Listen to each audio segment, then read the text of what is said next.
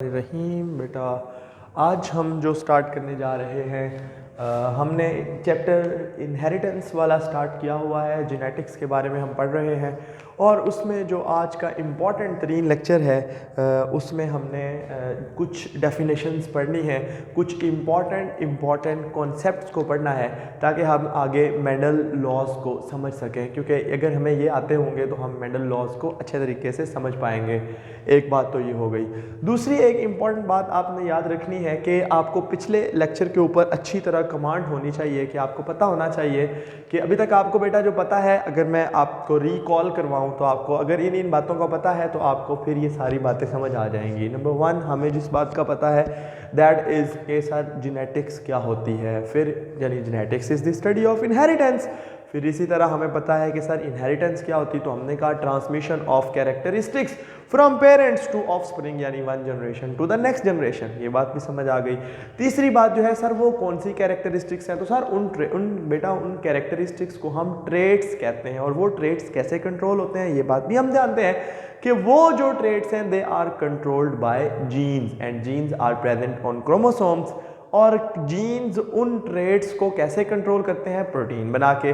और वो प्रोटीन कैसे बनाते हैं ये कल के लेक्चर में हमने बात कर ली थी कि वो ट्रांसक्रिप्शन और ट्रांसलेशन ईच एंड एवरीथिंग। तो अगर आपको ये सारी बातें पता हैं तो अब मैं आपको दोबारा से जीन की डेफिनेशन से स्टार्ट करता हूँ बेटा। अब मैं थोड़ा सा रिकॉल करवाना चाहता था, इसलिए कि फ़र्ज़ किया ये एक क्रोमोसोम है, फ़र्ज़ किया आप अच्छी तरह से समझते हैं कि ये जो क्रोमोसोम है ये किस चीज़ का है, यानी it is made up of DNA plus protein.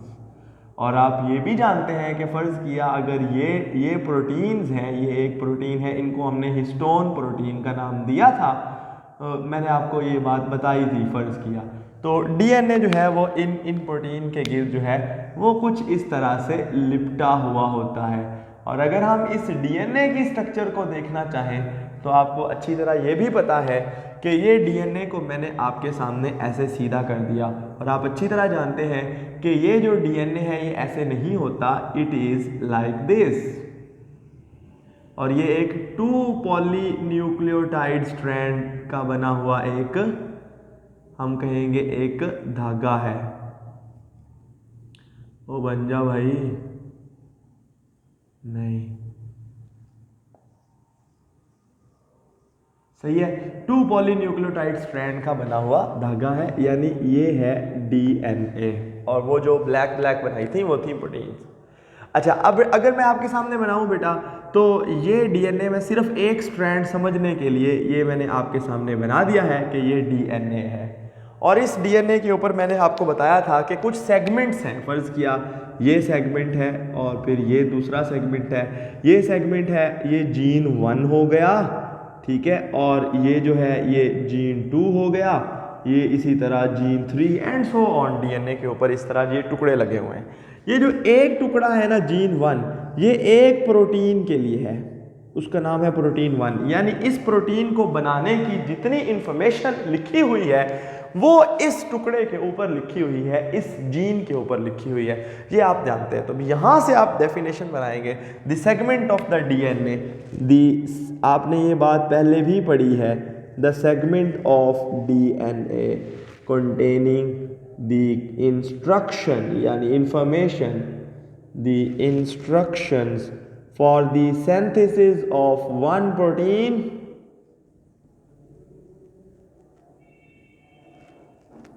is called gene of that protein। और साथ में आप लिखेंगे कि ये basically it is the basic unit of inheritance है, यानी इनहेरिटेंस की बुनियादी इकाई है। इसका मतलब ये हुआ, ये है इसका मतलब ये है बेटा कि इनहेरिटेंस क्या थी, माँ बाप से ऑफस्प्रिंग में खसूसियात की मुंतकिली को हम वरासत यानी इनहेरिटेंस कहते थे। और इसका मतलब ये हुआ कि सर वो जो इन्फॉर्मेशन माँ बाप से, वो जो ट्रेड्स जो थे वो माँ बाप से औलाद में मुंतकिल होने थे, वो बेसिकली जीन्स की शक्ल में मुंतकिल होते हैं और किसी शक्ल में मुंतकिल नहीं होते, और वो जीन्स डीएनए के ऊपर यानी क्रोमोसोम्स के ऊपर लगे होते हैं। तो अब इससे आपको अंदाज़ा हुआ कि जीन ये तो आपको समझ आ गई। एक बेटा आपने बड़ा इंपॉर्टेंट तरीन कॉन्सेप्ट, आप ये समझे कि ये एक स्टार कॉन्सेप्ट है, तो इसको मैं ऐसे लिख देता हूं यहाँ पे स्टार, बड़ा ही इंपॉर्टेंट कॉन्सेप्ट है। आपने ये देखना है कि one trait is controlled by at least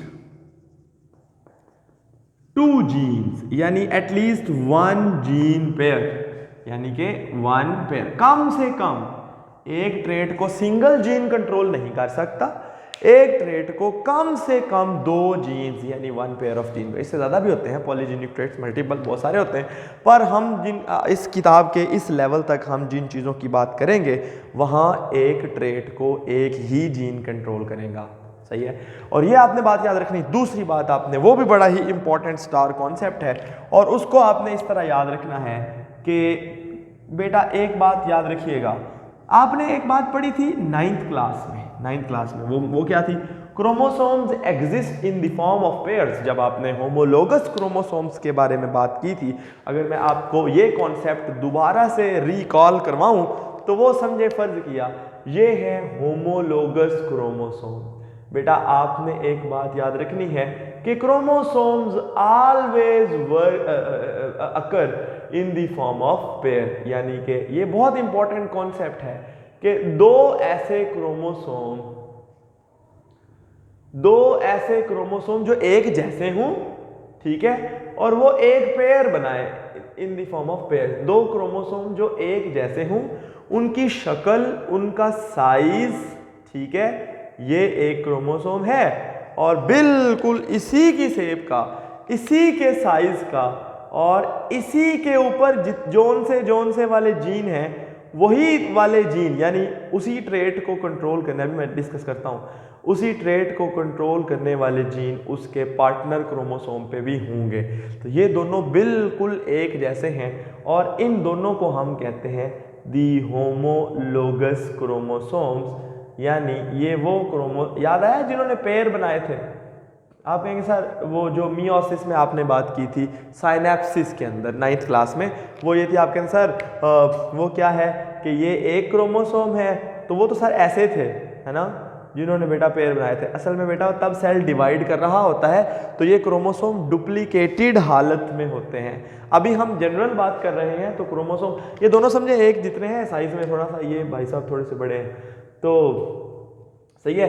तो आपने ये देखना है कि क्रोमोसोम साइज में, असल में क्रोमोसोम ऐसा होता है ना, लेकिन वो तो जब वो उसे क्या कहते हैं, जब डुप्लीकेशन हो रही होती है, यानी जब सेल डिवाइड कर रहा होता है, तो वो ऐसे फेज से गुजरता है जिसमें क्रोमोसोम्स की डुप्लीकेशन होती है, तो फिर तब वो ऐसा दिखाई देता है। तो अभी आपको ये समझ आ गई कि होमोलोगस क्रोमोसोम्स, ऐसे क्रोमोसोम्स को कहते हैं, हम कहेंगे 2 chromosomes having the same shape, same size, 2 chromosomes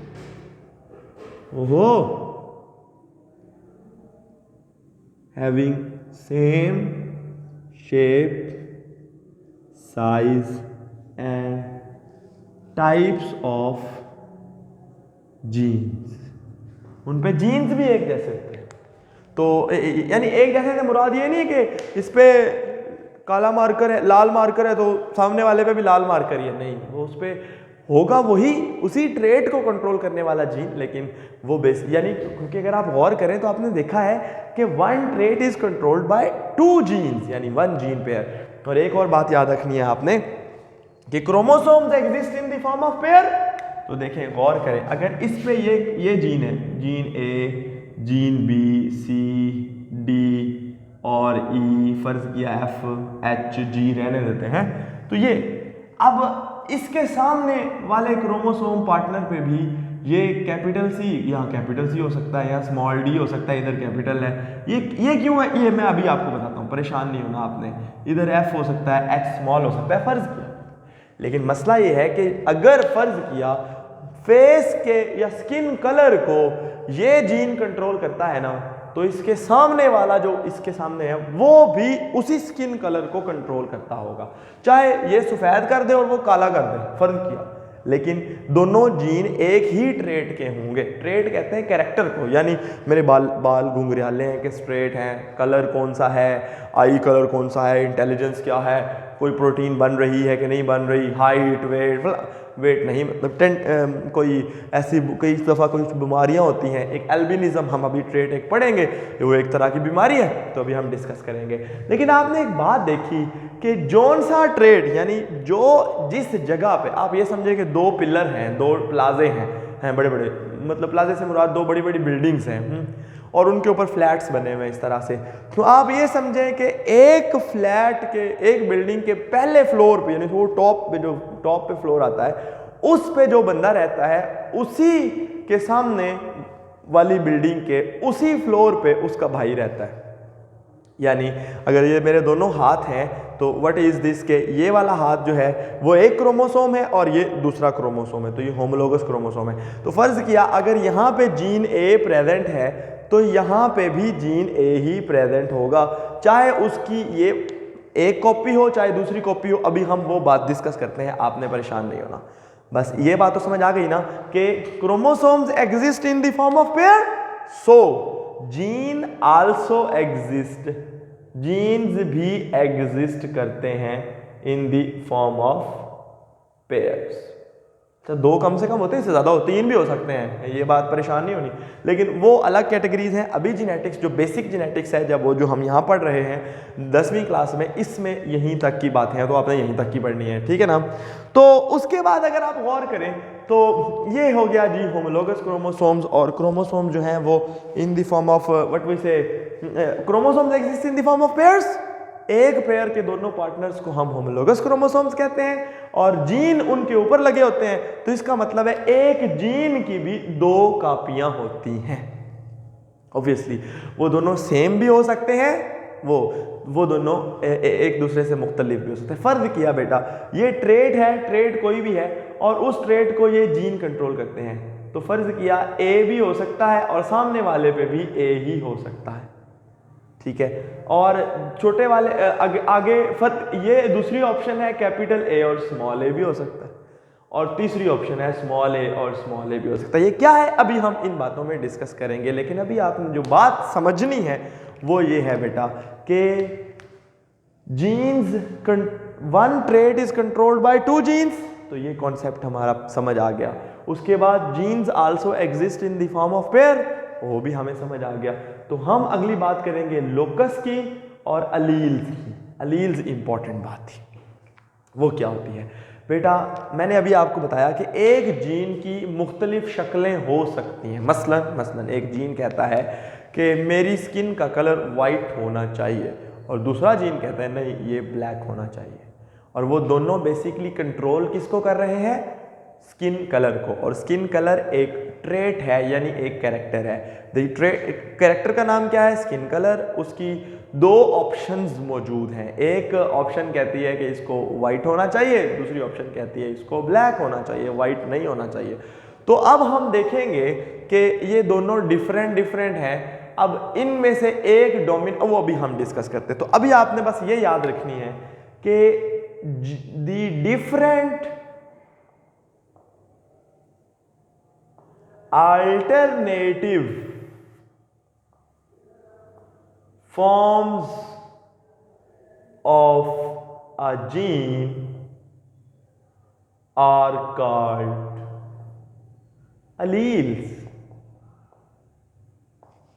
अलील क्या होती है, यानी ये समझे कि आपने जूते ले लिए हैं ना दो, तो आप एक पैर में आपने ब्लैक जूता और दूसरे में उसी शक्ल का, उसी शेप का, उसी साइज का ब्राउन जूता पहनना है, तो ये दो डिफरेंट अलील्स हैं बेटा, जो एक ही काम दोनों का सेम है, दोनों एक ही तरह का, लेकिन बस एक कहती है कि ब्राउन कलर होगा पैर का, और दूसरे ये कहते हैं वो होता है जी ब्लैक कलर होगा पैर का।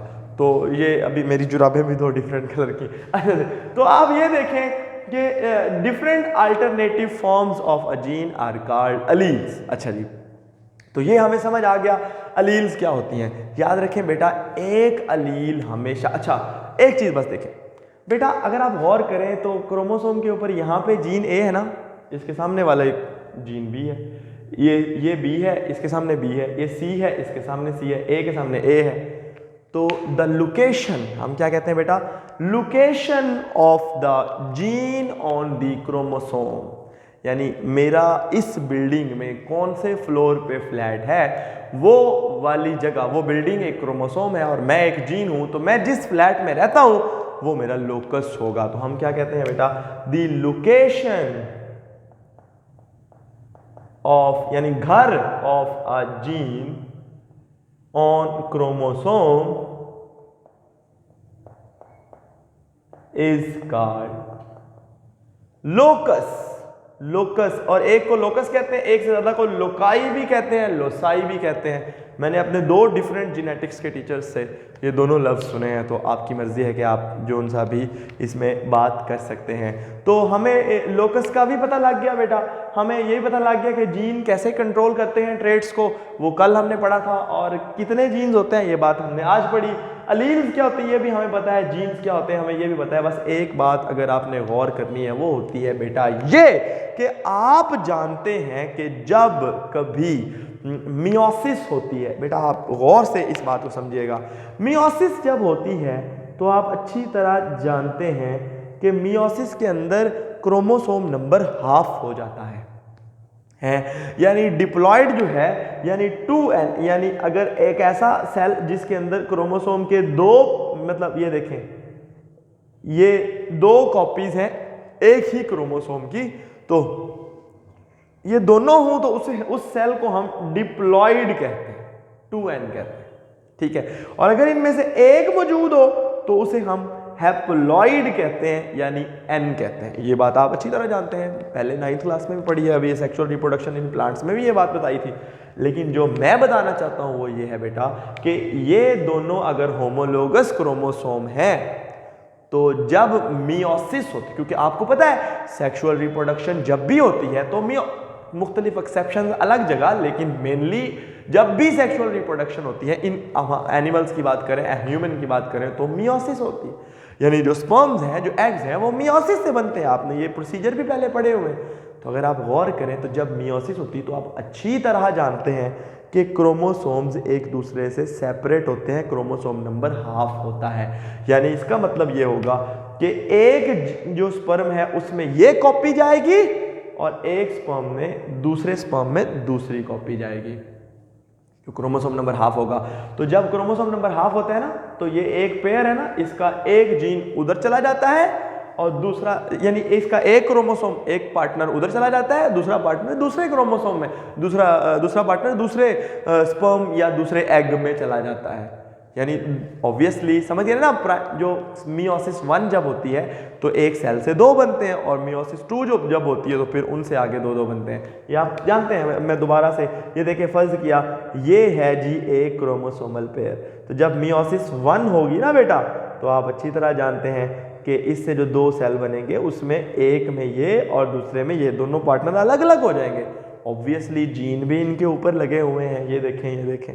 तो इसका मतलब है जीन जो 2 जीन जो पेयर्स की शक्ल में एग्जिस्ट करते थे, उनमें से एक स्पर्म के पास जाएगा और दूसरा दूसरे स्पर्म के पास। इसका मतलब है जो इससे स्पर्म बनेगा, और जो अब मैं ये एक जो मियोसिस 2 वाला स्टेप है यहाँ खुद ही वो कर रहा हूँ, मतलब स्किप, वो टाइम नहीं है। तो ये देखें, जब ये स्पर्म किसी एग से मिलेगा तो ऑब्वियसली उस एग में भी इस तरह, क्योंकि वो मदर साइड से आया है, तो उसमें भी इसकी एक पार्टनर होगा। यानी जब एग बना, फर्ज किया, तो फर्ज किया जी ये एग है, ये जो प्राइमरी ओवोसाइट है, इससे 2 चीज़ें बनी, आपको पता है। ये सेकेंडरी ओवोसाइट था, इसमें ये क्रोमोसोम आ गया, फर्ज किया, और जो ये था, जो पोलर बॉडी थी, उसमें फर्ज किया ये दूसरा आ गया, ठीक है। अब इससे एग बना ना, ये एग बन गया। अब जब ये स्पर्म ये भी हैप्लॉइड है, ये भी हैप्लॉइड, जब ये स्पर्म इस एग से मिलेगा तो वापस वो दोनों पूरे हो जाएंगे, वो जो दोनों एक दूसरे से सेपरेट हुए, लेकिन अब कॉपी अलग अलग आ गई। आप ये समझे कि ये 4 मार्कर हैं, वाह जी वाह, अच्छे, ये टाइम पे आ गए। तो ये देखें आप, कि ये 4 मार्कर हैं। नंबर 1 इज दिस, ये एक पेयर, आप समझे ये सारे ब्लैक है ना, फिर समझे ये ब्लू नहीं है, ठीक है। और इसको समझे कि ये ग्रीन नहीं है, ये रेड है फर्स्ट, ठीक है। तो अब ये देखें कि ये फीमेल साइड है, ये मेल साइड है। फीमेल साइड में, मेल साइड में जब स्पर्म बने तो एक सेल से पहले 2 और फिर 2 से 4 बने, तो उसको हमने समझे एक से, ये दोनों होमोलोगस क्रोमोसोम हैं, तो इनके ऊपर यहाँ जीन लगे हुए हैं और सेम टू सेम जीन इन पे भी लगे हुए हैं, इस पे भी। तो अब ये देखें कि ये दोनों एक दूसरे से सेपरेट हो गए, ठीक है जी।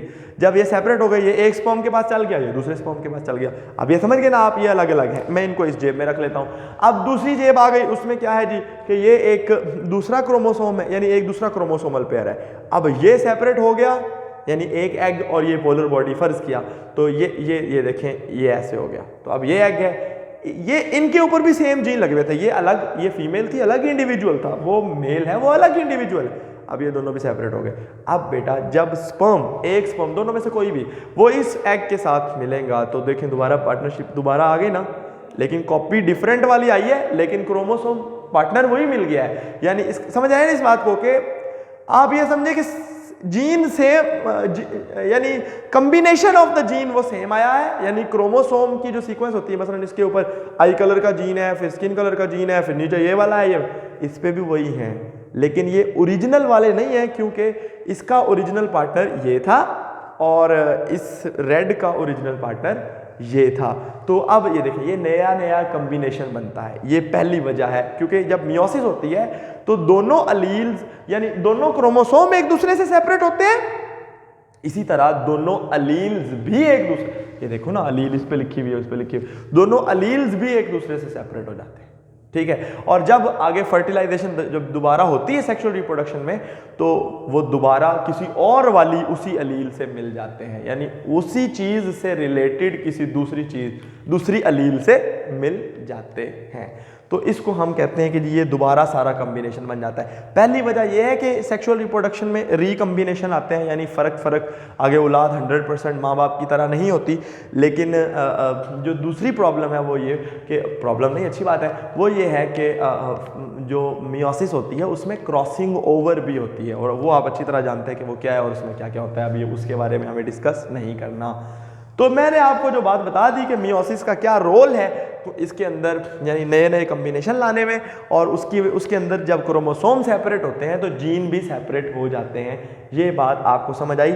और जब दोबारा मिलते हैं तो जीन्स भी दोबारा मिल जाते हैं, तो दोबारा से एक ही ट्रेट की दोनों कॉपियां आ जाती हैं, क्योंकि एक ट्रेट इज कंट्रोल्ड बाय कम से कम 2 जीन्स, कि नहीं? अच्छा जी, ये भी हमें समझ आ गया। अच्छा, अब बेटा जो हमने बात करनी है वो ये है कि एक हमने एग्जाम्पल लेनी है, वो मैंने जानबूझ के यहाँ पीछे स्किप की, हम आगे चलाएंगे उस एग्जाम्पल को, और हम बात करेंगे जीनोटाइप की। बेटा फर्ज किया जीनोटाइप क्या है, मैंने अभी आपको बताया। फर्ज किया एक चीज़ है एल्बिनिज्म, ये आप अच्छी तरह जानते हैं कि एल्बिनिज्म क्या है। अभी मैं जीनोटाइप की डेफिनेशन भी लिखूंगा, ठीक है, और उसकी टाइप्स के बारे में भी डिस्कस करूंगा। एल्बिनिज्म एक ऐसा जेनेटिक प्रॉब्लम है जिसके अंदर हमारी बॉडी में जो नॉर्मल पिगमेंट है, यानी ये जो ब्लैकिश या हम कहेंगे ब्राउनिश जो नॉर्मल पिगमेंट है, पिगमेंट मतलब कलर्स हैं, ऐसे केमिकल्स हैं जो लाइट अब्जॉर्ब करते हैं और हमारी बॉडी कलर नज़र आती है, वो कुछ लोगों में जेनेटिक्स की वजह से नहीं बनता। वो बिल्कुल ऐसे, उनके बाल भी वाइट होते हैं, पैदा होते ही हैं, और उनकी फेस, उनकी पूरी बॉडी ही वाइट होती है, they do not produce any colour है। तो इस कंडीशन को हम एल्बिनिज्म कहते हैं। तो ये एल्बिनिज्म जो है क्यों होता है? It is a disease, genetic problem ना। कैसे हुआ? जेनेटिक प्रॉब्लम है, हम अभी डिस्कस करते हैं। फर्ज किया बेटा एल्बिनिज्म को जो जीन कंट्रोल करता है उस जीन का नाम है जीन ए। ये सिर्फ हम समझाने के लिए होता है, लेकिन कोई इसके ऊपर नाम लिखे नहीं होते क्रोमोसोम पे भी जीन ए या जीन बी है, नहीं, ये हम समझाने के लिए कहते हैं भी इधर से इतने टुकड़े का नाम ए है, अगले का नाम सी है, अगले का नाम, आगे तो बड़े बड़े नाम हैं, ठीक है जी। फिर इनके ग्रुप हैं इवन, मैं उस दिन पढ़ रहा। अच्छा जी, ये देखें आप, एल्बिनिज्म को जीन 2 कंट्रोल करते हैं। एक जीन का नाम है जीन ए, और दूसरा जीन जो है वो है स्मॉल ए है। फर्ज किया ये कहता है कि नॉर्मल पिगमेंट, यानी भाई कलर होना चाहिए, और दूसरा चूंकि ब्लैक है वो कहता है कोई भी नहीं, नो कलर। ठीक है, ये उस पिगमेंट को बनाएगा जो हमारी स्किन में कलर देता है, और ये उस पिगमेंट को नहीं बनाएगा, यानी इससे कोई प्रोटीन नहीं। वो देखे ना, वो पिगमेंट एक प्रोटीन होगा, और वो प्रोटीन कौन बना रहा है, वो ये जीन बना रहा है। ठीक है, तो ये समझ रहे हैं आप। अच्छा बेटा एक बात याद रखें, जब हम देखते हैं तो एक बंदा है उसके अंदर जीन, अच्छा ये ऑप्शन क्या क्या आ सकती है, ये देखें दोनों जीन, क्योंकि one trait is controlled by two genes, तो दोनों जीन्स ये हैं, वो जीन्स ये वाले भी हो सकते हैं, वो जीन ये और ये वाले भी हो सकते हैं, और वो जीन स्मॉल ए भी हो सकता है। ये तीनों कॉम्बिनेशन पॉसिबल हैं। ठीक है, जोन सा आएगा उसके हिसाब से रिजल्ट पैदा हो जाएगा। फर्ज किया ये जो दोनों यहाँ पे दोनों अलील सेम है, यानी दोनों जीन सेम है, अलील दूसरी वाली अलील प्रेजेंट ही नहीं है, दूसरी वाली अलील ये है जो अपोजिट काम करती है, स्मॉल ए। ठीक है, एक कैपिटल ए है और दूसरी अलील स्मॉल ए है। ये कैपिटल ए खुद कैपिटल ए के साथ अलील नहीं है, ये खुद एक अलील जरूर है, लेकिन ये दोनों आपस में मुख्तलिफ नहीं है, सेम है। ठीक है, और ये दोनों एक दूसरे से डिफरेंट है, और ये भी सेम है। ठीक है, अभी आपने जो बात याद रखनी है, अपने मैंने आपको बताया इन दोनों की डेफिनेशन, अब मैं बताता हूँ, फिर इस बात पे दोबारा आता हूँ क्योंकि ये बताना ज़रूरी था एल्बिनिज्म के साथ। एल्बिनिज्म क्या है, द पर्सन, यानी this is the genetic condition in which the person is unable to form, यानी वो नहीं बना सकता the normal pigments of the body, वो पिगमेंट्स नॉर्मल नहीं बना सकता, तो उसकी स्किन बिल्कुल वाइट और उसके बाल शाल भी सारे। तो जीनोटाइप क्या होती है, देखें अगर आप गौर करें, मैंने फिर से वही स्टार कॉन्सेप्ट बार बार आ रहे हैं, एक ट्रेट को दो जीन कंट्रोल करते हैं, और जीन्स भी पेयर की शक्ल में एग्जिस्ट करते हैं, और जीन्स की अल्टरनेटिव फॉर्म को अलील कहते हैं। अब बेटा जौन सा कम्बिनेशन इस बंदे में और मुझ में और एक तीसरे बंदे में और एक 10वें बंदे में आ गया है, वो यानी एक ट्रेट को कंट्रोल करने के लिए जोन सा कॉम्बिनेशन एक बंदे में आया है, वो उस बंदे के उस ट्रेट की जीनोटाइप है, जीनोटाइप। समझ रहे हैं ना बात को, यानी मैं डेफिनेशन लिखूं, so the combination of alleles या जीन्स भी कह सकते हैं, सही है, for one trait is called genotype of that trait. समझ रहे हैं? अच्छा, एक ऐसा जिसमें दोनों जीन सेम हों, यानी the genotype in which both the partners, both the genes are the same, उसको हम होमोजाइगस जीनोटाइप कहते हैं। और ये भी होमोजाइगस है, ठीक है। और एक ऐसा कॉम्बिनेशन जिसमें दोनों अलील्स एक दूसरे से डिफरेंट हो, उसको हम हेट्रोजाइगस जीनोटाइप कहते हैं।